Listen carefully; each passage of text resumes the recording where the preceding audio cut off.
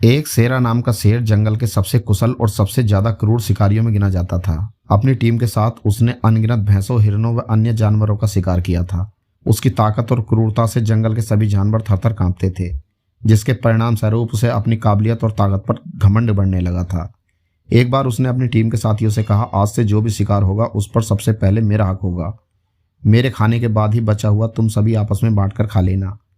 अपनी टीम के एक सदस्य शेरा के मुंह से ऐसी घमंड भरी बातें सुन सभी अचंभित थे। तभी उनमें से एक बुजुर्ग शेर ने शेरा से कहा, तुम होश में तो हो? तुम्हें आज अचानक क्या हो गया है? तुम ऐसी बातें क्यों कर रहे हो? शेरा बोला, मैं बिल्कुल होश में हूँ। क्या तुम सब ये नहीं जानते कि हम जितने भी शिकार करते हैं उसमें मेरा सबसे बड़ा योगदान होता है? मैं ही तो हूँ जिसकी वजह से हम इतने शिकार कर पाते हैं। इसीलिए शिकार पर सबसे पहले मेरा हक ही है और अब सभी को मेरी बात माननी ही पड़ेगी। कोई भी उसकी बात से सहमत नहीं था। इसीलिए अगले दिन एक सभा बुलाई गई, जिसका उद्देश्य था शेरा को समझाना। एक बुजुर्ग शेर ने कहा, हम मानते हैं कि तुम एक श्रेष्ठ कुशल शिकारी हो, लेकिन यह बात भी उतनी ही सच है कि बाकी के टीम के सदस्य भी अपना जी जान लगा देते हैं शिकार करने में। इसलिए हम इस बात के लिए सहमत नहीं हो सकते कि शिकार पर पहला हक तुम्हारा हो। हम सब मिलकर शिकार करते हैं और हमें मिलकर ही उसे खाना चाहिए। टीम के सभी सदस्यों ने शेरा से कहा। शेरा इस बात को सुन गुस्से से अपने घमंड में चूर होकर बोला, तुम सबका दिमाग खराब हो गया है जो मेरी बात को मानने से इनकार कर रहे हो।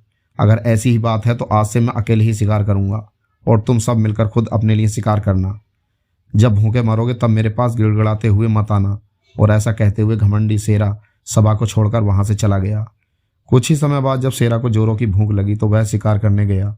वो भैंसों के एक झुंड की तरफ दहाड़ते हुए आगे बढ़ा, पर वो देखकर हैरान रह गया कि जो भैंसें उसे देखकर ही कांपने लगती थीं और जान बचाने के लिए भागने लगती थीं, आज उसके आने पर जरा भी नहीं डरी और जरा भी नहीं घबराईं। उल्टे भैंसों ने एकजुट होकर उसी को मार मार कर दूर खदेड़ दिया। भैंसों से निपटने के बाद उसने सोचा, चलो कोई बात नहीं, मैं हिरणों का शिकार कर लेता हूँ।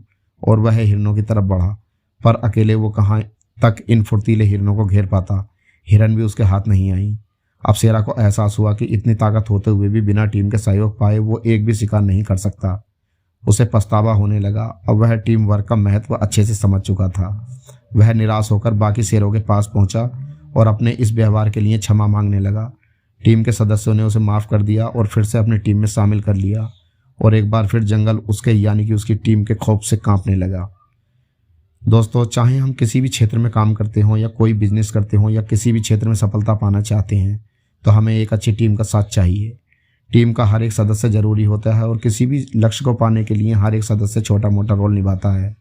जैसे हाथ की सभी उंगलियां एक समान नहीं होती, लेकिन हम जानते हैं कि किसी भी एक उंगली के बैठे हम कई काम करने में कठिनाई होती है। वैसे ही टीम में भी किसी सदस्य का अधिक तो किसी का कम योगदान होता है। यदि बड़ा योगदान देने वाले ये सोचें कि जो भी है उन्हीं की वजह से है तो गलत होगा। इसलिए किसी तरह का घमंड करने की बजाय हमें सभी को अहमियत देते हुए एक होकर काम करना चाहिए। यह कहानी हमें टीम का महत्व सिखाने के साथ साथ सिखाती है कि हमें कभी भी अपनी काबिलियत पर घमंड नहीं करना चाहिए।